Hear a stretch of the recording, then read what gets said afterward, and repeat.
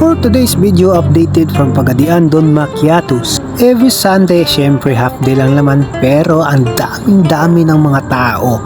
Kasi nga, ewan ko, inuhaw siguro. Mag-i-start sana kami ng 1pm pero hindi namin nakalain marami ng taong nag-aabang. Wala pa ngang 1pm pero ang dami nang nag-aabang. This branch located lang naman to sa Pagadian City sa may plaza EDSA School, Elementary School. Paalala lang, baka gusto nyong bumili at makatikim. Tara na't ating tikman. Meron lang namang 6 na flavor na pagpipilian. Isa na dito ang caramel, pure matcha from Japan, at tinatawag nilang Donya Berry, at saka dark choco. Oops! Teka lang, meron pa.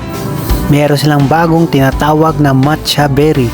Isang matcha at strawberry na kombinasyon. At ito pa, ito yung pinakamasarap, pinaka best seller. Itong tinatawag nilang Black Forest. Grabe no, kakaibang pangalan to ah. Ito lang naman yung chocolate darko at strawberry na kombinasyon. Napakasarap to guys, grabe. As I said, itong 6 na flavor na to, napakasarap. Kaya kung nagbabala kayo, wag na kayong magbalak. Pumunta na kagad kayo. Affordable price lang naman, 39 pesos lang naman yan.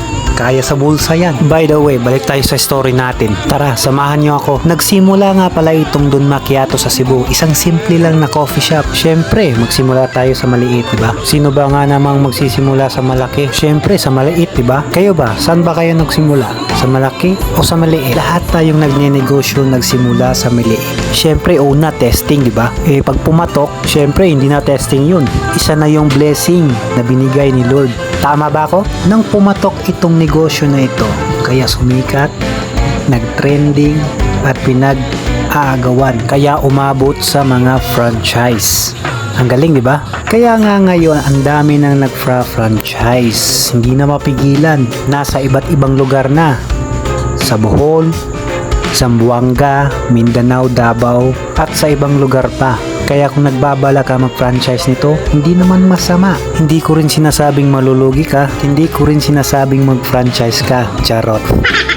As you can see, kung makikita nyo naman, napakaraming tao. Hindi na masama at hindi ka na rin malulugi. Basta consistent ka lang at may tiyaga. Yun, may blessing na darating sa'yo. At kung napapansin nyo, kanina pa lang umaga hanggang ng gabi pa, marami pa rin tao. Hanggang dumating sa punto 7pm na. Siyempre, hanggang 8:30 lang naman kami magpo-close na. O ano pang hinihintay nyo? Pumunta't makatikim na. At baka makahabol pa. Dalhin nyo na rin yung jowa at girlfriend at asawa nyo. Baka dito pa manunumbalik ang alaala at mga sweetness ang mga nakaraan nyo. Charot!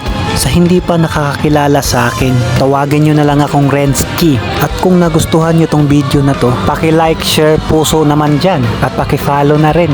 By the way, nakaubos lang naman kami ng 800 plus na cups. Hindi na masama, diba? At yun na nga, hanggang dito na lang tayo. Maraming salamat.